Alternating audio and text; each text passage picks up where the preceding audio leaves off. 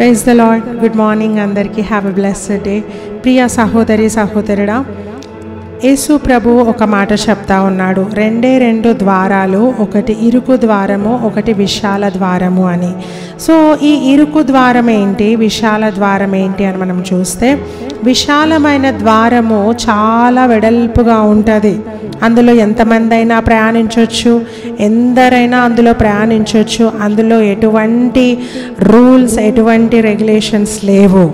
అందులో ఎవరు కూడా ఇలాగే ఉండాలని నియమాలు పెట్టే వాళ్ళు ఎవరు కూడా లేరు. విశాల మార్గము చాలా వెడల్పైనది. అందులో నీ ఇష్టానుసారంగా నువ్వు ప్రవర్తించవచ్చు. నీకు ఇష్టం వచ్చినట్టు మాట్లాడవచ్చు, నీకు ఇష్టం వచ్చినట్టు బ్రతకొచ్చు, నీకు ఇష్టం వచ్చినట్టు తినొచ్చు, త్రాగొచ్చు, నీ జీవితాన్ని నువ్వు ఎంజాయ్ చేయవచ్చు. కానీ ఇరుకు మార్గం ఎటువంటిదంటే అది దేవుని నియమ నిబంధనలతో కూడిన మార్గము. సో ఆ మార్గము గుండా వెళ్ళేవారు చాలా కొద్ది మంది అని బైబిల్ చెప్తా ఉంది. ఈరోజు ఇరుకు మార్గం గుండా వెళ్ళడం ఎంత కష్టమో మనకి నిజంగా. అయినప్పటికీ, కష్టమైనప్పటికీ యేసు ప్రభు చెప్తా ఉన్నాడు, మీరు అందులోనే వెళ్ళండి కదా. కొన్నిసార్లు ఒక చెంప మీద కొట్టిన వారికి మరొక చెంప చూపించడం చాలా కష్టము. అదే ఇరుకు ద్వారము, అదే ఇరుకు మార్గం గుండా వెళ్ళడము. కొన్నిసార్లు నిన్ను హానిపరిచిన వారికి, నీకు మోసం చేసిన వారికి, నీకు అన్యాయం చేసిన వారిని ప్రేమతో పలకరించడము చాలా కష్టము. ఇదే ఇరుకు మార్గము. కొన్నిసార్లు నిన్ను రిజెక్ట్ చేసిన వాళ్ళని ప్రేమతో పలకరించడము అది చాలా కష్టమైన పని. అదే ఇరుకు మార్గము కదా.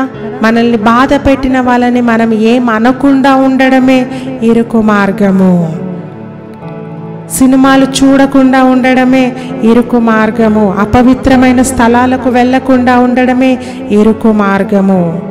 ఇట్టి ఇరుకు మార్గాన్ని మనం చూస్ చేసుకుంటా ఉన్నామా, లేకుంటే ఏ నియమాలు లేని విశాల మార్గంలో వెళ్తా ఉన్నామా? విశాల మార్గం యొక్క గమ్యము నిత్య నరకాగ్ని అని బైబిల్ చెప్తా ఉంది. ఇరుకు మార్గం యొక్క గమ్యము శాశ్వతమైన దేవుని రాజ్యము. నీకే మార్గం కావాలి, ఏ మార్గాన్ని ఎన్నుకుంటా ఉన్నావు, ఏ మార్గం గుండా వెళ్తా ఉన్నావు? బహుశా ఇరుకు మార్గంలో వెళ్ళేవారు చాలా కొద్ది మందే కావచ్చు. అందరూ సపోర్టివ్గా ఉండకపోవచ్చు, అందరే ఎంకరేజ్ చేసే వాళ్ళు ఉండకపోవచ్చు. కానీ యేసు ప్రభు అంటా ఉన్నాడు, నువ్వు ఇరుకు మార్గము గుండా వెళ్ళు, నువ్వు నిత్యత్వాన్ని కనుగొంటావు.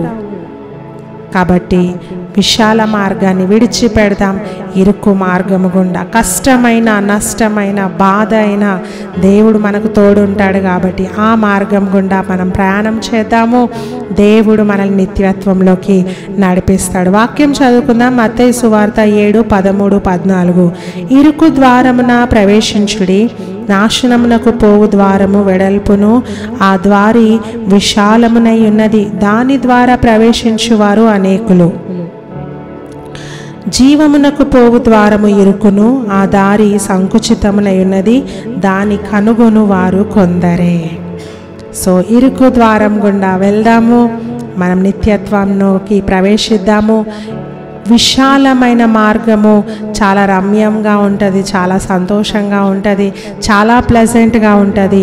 కానీ అది మనల్ని నిత్య నరకాగ్నిలోకి నడిపిస్తుంది. కాబట్టి ఆ మార్గాన్ని విడిచిపెడదాము. దేవుడు అట్టి కృపను మనకు దయచేయను గాక. God bless you.